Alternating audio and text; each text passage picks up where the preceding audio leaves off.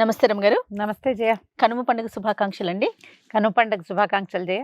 Suman TV ప్రేక్షకులందరూ ముందు 2 రోజులు అద్భుతమైన పెద్ద పండుగ చక్కగా జరుపుకుని ఉంటారు.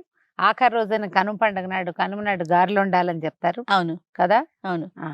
కనుమ నాడు చక్కగా గారెలు వండుకొని తిని ఈ పూట మీ ఊళ్ళోనే ఉండి ప్రయాణాలు చేయకుండా రేపో ఎల్లుండో ఊరు ప్రయాణాలు చేయొచ్చు. అవును. అలా బయలుదేరి వచ్చేసి ఈ సంక్రాంతి పండుగ విశేషాలని వచ్చే సంక్రాంతి పండుగ వరకు నెమరు వేసుకునేంత అద్భుతమైన పండుగ మీరందరూ జరుపుకుని ఉంటారని ఆశిస్తున్నాము. సో ఇవాళ కనుమ పండుగ ఏం చేయబోతాం మనం.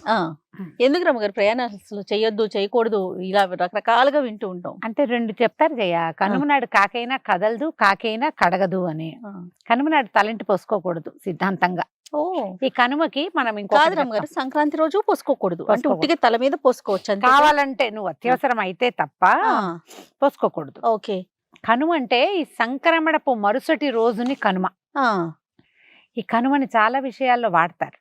సంక్రమణం మరుసటి రోజున మనము ఏదైనా వేరే ప్రాంతానికి వెళ్ళి పితరులకు ఏమైనా పెట్టుకున్నాం అనుకో, ఏ సంక్రమణ రవి సంక్రమణాల్లో ఆ మరుసటి రోజు ప్రయాణం చేయకూడదు. సంక్రమణం నాటి రాత్రి ప్రయాణం చెయ్యొచ్చు కానీ మరుసటి నాడు ప్రయాణం చేయకూడదని ఎందుకు ఈ విధానం వచ్చిందో పెద్దగా అంత క్లారిటీ ఇవ్వరు జయ.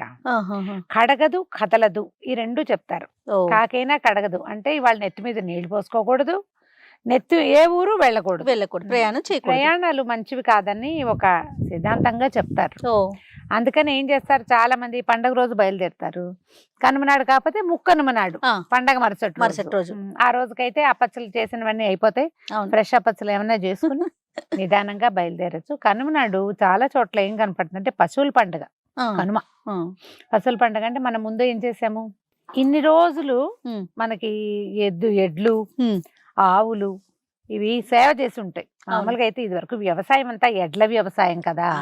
ఇప్పుడు వ్యవసాయపు ధోరణి ఏముంది, మనకి అంతా కోతక మెషిన్ వచ్చింది. అది వచ్చి ఆ రాకాసి మెషిన్ మన లోపలికి వెళ్ళి టకటక కోసేసి అప్పటికప్పుడు నూర్చేసి మనుషులతో ఆటే పని లేకుండా అయిపోయే విధానంలోకి వచ్చాం. సులభం అయిపోయిందేమో కానీ మనుషుల మధ్య బంధాలు కానీ కదరమ్మ గారు, ఒకరికొకరి స్నేహం కానీ ఇవన్నీ తగ్గిపోలే. ఎందుకంటే మిషనే చేస్తుంది, అక్కడ మనిషితో సంబంధమే లేదు. పని మనుషుల అవసరం ఉంటుంది కానీ సామూహికమైన పని విధానం ఉండదు. కోత తర్వాత ఇదివరకు ఏం చేసేవాళ్ళు, ఒక రోజు కోత కట్టేత, తర్వాత నూర్పుళ్ళకు ఒక ఇది పొలి పెట్టటము, ఈ పొలియో పొలి అనే పాటలు, ఆ తర్వాత తూర్పార పట్టటము వడ్లని రోడ్ల మీద పోయటం, బోళ్ళంత వ్యవహారం ఉండేది. ఇప్పుడు ఏముంది, అదే కోసేసి అదే నూర్చేస్తుంది కాసేపట్లో. ఈ పనిలు ఒక లైన్ ప్రకారం అయ్యే పని, సామూహికంగా పని విధానము, ఎక్కువ మంది ప్రజలకి పని ఇచ్చే విధానము ఇప్పుడు ఒక్క రవ తగ్గిందేమో అనిపిస్తుంది. అయినా కూడా మనకి ఇదేం చేస్తామంటే ఈ ఎడ్లని వాటిని వ్యవసాయానికి విపరీతంగా వాడతారు. వస్తువు ఈ వడ్లని వాటిని ధాన్యాన్ని ఇంటికి చేర్చుకోవడానికి కూడా మనం బసవన్నలే వాడతాం. అవును. ఈ రోజున ఏం చేస్తారు, బసవన్నలకు విశ్రాంతి, చక్కగా స్నానాలు చేయించి చెరువులకు తీసుకెళ్లి శుభ్రంగా తోమి ఒళ్ళు తోమితే రిలాక్స్ అవుతాయి జంతువులు. బాగా ఒళ్ళు రుద్ది స్నానం చేయించి కొమ్ములకి పసుపులు, మొహానికి పసుపు రాసి, కొమ్ములకేమో రంగేసి, కొమ్ములకి రంగులు వేయటం, పువ్వులు అలంకరించటము పశువుల పండుగనే చెప్తారు కనుమ నాడు. ఈ కనుమ నాడు ఏం చేస్తామంటే ఇంకొకటి కూడా చేస్తాం. ఈ మన ధాన్యాన్ని కంకుల్ని కొన్ని కట్టలు కట్టేట్టు పెట్టుకుంటారు. కనుమ నాడు బాకిళ్లలో వెళ్ళాడేస్తారు.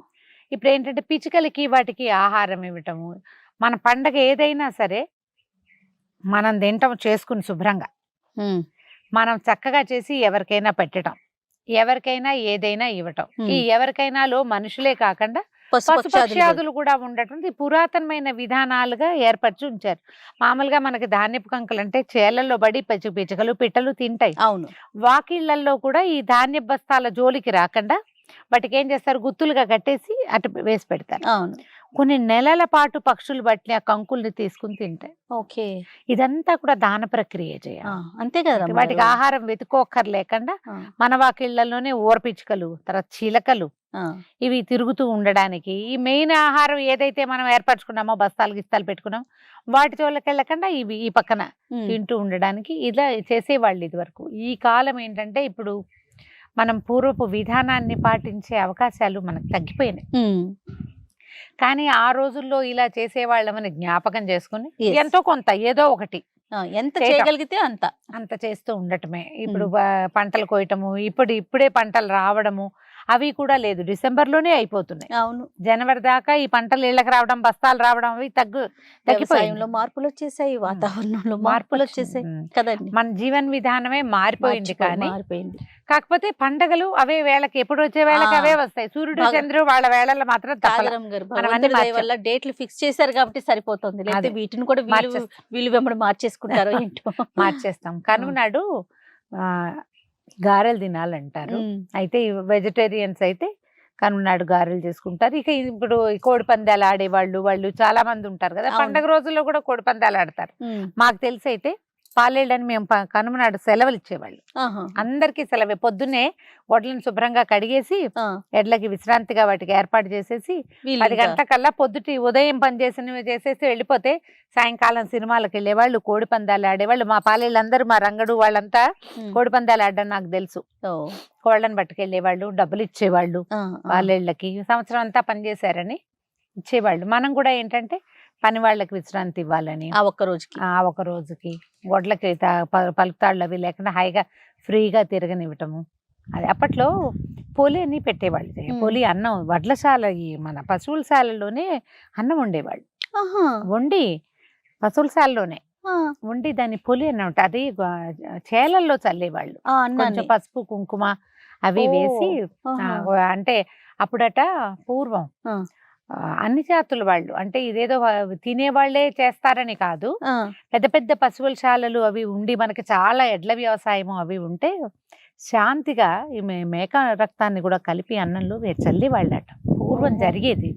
నాకు తెలిసే నాటికే లేదు. నాకు తెలిసే నాటికే మామూలుగా పొలి చల్లటం అని పొలిమేరల్లో, ఇప్పుడు మనకి ఊరు మధ్యలో ఉండి పొలాలు బయటకు ఉంటాయి కదా, ఈ పొలాల్లో ఈ బలి అన్నాన్ని చల్లేవాళ్ళు. ఎలుకలని, కాకులని, వాటికి ఆహారంగా చల్లేవాళ్ళు. ఇది ఒక శాంతి కింద. ఎందుకంటే మళ్ళీ మనం భూమిని సాగు చేయడానికి 1 నెల 2 నెలలు డ్రై చేస్తారు కదా, మళ్ళీ మొదలు పెడతారు. ఆ లోపల భూమి కొంచెం గుల్లబారుతుంది ఇలాంటి వాటి వల్ల. అందుకని అయ్యి ఉంటుంది బహుశా అప్పట్లో ఈ బలి అని చేసేవాళ్ళు. తర్వాత గుమ్మడికాయలు అవి పగలగొట్టి, ఒకవేళ ఊర్లో బొడ్రాయి అవి ఉన్నాయనుకో, కొన్ని ఊళ్ళల్లో ఉంది, మా ఊళ్ళలో బొడ్రాయి అవి లేవు మాకు.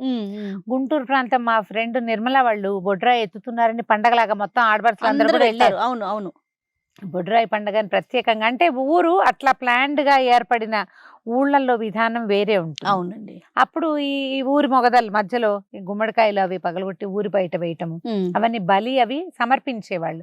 ఇప్పుడు మనం ఊళ్ళల్లోనే లేము, పల్లెటూళ్ళల్లో ఉన్న వాళ్ళంతా పెద్దవాళ్ళు మిగిలిపోయారు. అవును, పిల్లలంతా బయటకు వచ్చేసారు. కానీ ఈ పండుగ రోజులు ఏంటంటే మనం చూస్తాం, ఈ ఆంధ్ర ప్రాంతం అయిపోతే పొలోమని కార్లు వెళ్ళిపోతూనే ఉంటాయి. సిటీ మొత్తం ఖాళీ అయిపోతుంది. హైదరాబాద్ బండి వెనక బండి గట్టి పాట ఉండేది, ఇప్పుడు కారు వెనక కారు గట్టి అనాలన్నమాట. అందరూ సిటీ అంతా ఖాళీ అయిపోతుంది. అందరూ పండగలకు వెళ్తారు కదా. ఈ పండగకి వెళ్ళిన వాళ్ళు వండుకుని తింటాం కాకుండా మన విధానాలు పూర్వం ఏం పాటించేవాళ్ళు, పాతకాలపు పద్ధతులు ఏంటి, ఊళ్ళో కాస్త నలుగురిని పలకరించడము, ఊరి వాతావరణం ఎలా ఉంది, మన ఊరికి మనం ఏమైనా చేయగలమా, మనం చదువుకున్న బడికి ఏదైనా చేయొచ్చా అన్న ఒక ఆలోచన చేయడానికి కూడా ఇది ఒక మంచి కాలం, మంచి సమయం. అందరూ కలుస్తారు కదా, చాలా మంది పాత స్నేహితులు, ఊళ్ళో జనాలు, పెద్దవాళ్ళు, గ్రామ పెద్దలు కలుస్తారు కదా. ఒక మంచి ఆలోచన, మంచి నిర్ణయం తీసుకునేందుకు ఇది ఒక మంచి కాలం, మంచి అంటే అవకాశంగా భావించాలి. అవునండి. కనుమ నాడు కాలు కదపకూడదని ఒక శాస్త్రం ఉంది కాబట్టి కనుమ నాటి ప్రయాణం అంత మంచిది కాదని చెప్తారు. సంక్రమణ నాడే బయలుదేరచ్చు, లేదా తెల్లవారంగానే ముక్కనుమ నాడు బయలుదేరటము. ఇప్పుడు ఎవరింట్లో అయినా సామాన్లు పెట్టుకుని మనం నిర్గమనం అని పెట్టుకుంటాము. అందరిళ్లలోనూ కనుమ పండగేగా, అంతేగా.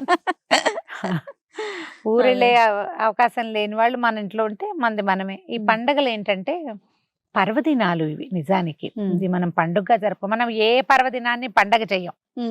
పర్వదినాలుగానే ఉంటాయి. అవును. కానీ ఈ పర్వదినం, ఈ ఉత్తరాయణ పర్వదినము, మనకి మకర సంక్రమణం పండుగగా చేసుకుంటాం. ఈ పండుగల్లో ఈ వాదులాటలు, కొట్లాటలు, గొడవలు, ఇలాంటి వాటికి నేనంటే నేను, తూతూ మేమే అంటాం, నువ్వంటే నేను, నేనంటే నువ్వు, ఇలాంటి ధోరణులలోకి వెళ్ళకుండా ఉంటే మనకి ఎక్కువ పర్వదినాలు ఉన్నాయి, ఎక్కువ పండగలు ఉన్నాయి. పండగ రోజుల్లో పొట్లాడుకోకూడదు అని ఒక రూల్ కనుక పెట్టుకుంటే 300 రోజులు గడిచిపోతాయి చక్కగా. అప్పుడు అన్ని రోజులు గొడవలు లేకుండా ఉండడం. ప్రశాంతమైన జీవితానికి ఈ పండగ చాలా అంటే చాలా అవసరం. అంతే రమ్మగారు. ఈ 3 రోజుల పండగ వీడియోల్ని మనం పూర్తి చేసేసాం. అలాగే ప్రేక్షకులందరూ కూడా ఈ 3 రోజుల పెద్ద పండుగని చక్కగా సుసంపన్నం చేసుకోండి. స్నేహితులతో చక్కగా కలవటం, బంధుమిత్రులందరినీ పాత రోజుల్లో ఎవరెవరిని వదిలేసామో వాళ్ళందరినీ కలుపుకునేందుకు ఇది ఒక సదవకాశంగా భావించటము, దేవాలయ దర్శనం చేయటము, మన ఊళ్ళో ఉన్న గుళ్ళు చూసుకోవటము, అవును, స్నేహితుల్ని కలవటం, పెద్దవాళ్ళ ఆశీర్వాదాలు తీసుకోవటము, మన ప్రాంతంలో ఎలాంటి సంస్కృతి సాంప్రదాయాలని పాటిస్తారో వాటిని సజావుగా నిర్వర్తించడానికి ఒక ప్రయత్నం చేయటం. ఈ ఏడాది కుదరలేదు, సరిగ్గా చేయలేకపోయాం, ఏం పర్వాలేదు, వచ్చే సంవత్సరం వస్తుంది, అంతే కదా, వచ్చే సంవత్సరం అయినా చేయాలి సరిగ్గా అని ఒక గట్టి నిర్ణయం తీసుకుని పండగని పూర్తి చేసుకుందాం. రైట్. ఆగండి రమ్మగారు, పండగ ఓకే. అవును రమ్మగారు, మీరు అన్నట్టుగా దేవాలయ దర్శనం. కానీ మనకి ఈసారి దేవాలయంలోనే సంక్రాంతి గురించి మాట్లాడుకునే అవకాశం కల్పించారు మనకి ధర్మపురి క్షేత్రంలో. మనం ఇప్పుడు కూర్చొని ప్రతిదీ కూడా సంక్రాంతికి సంబంధించిన ప్రతి విషయాన్ని మేము దీప్తి శ్రీనగర్లో ఉన్నటువంటి ధర్మపురి క్షేత్రంలో కూర్చొని మాట్లాడుతూ ఉన్నాం నేను రమ్మగారు. సో మాకు ఈ అవకాశం ఇచ్చినందుకు సత్యవానమ్మ గారు కూడా ఇంకొకసారి సంక్రాంతి పండుగ శుభాకాంక్షలు చెప్తూ అనేక కృతజ్ఞతలు.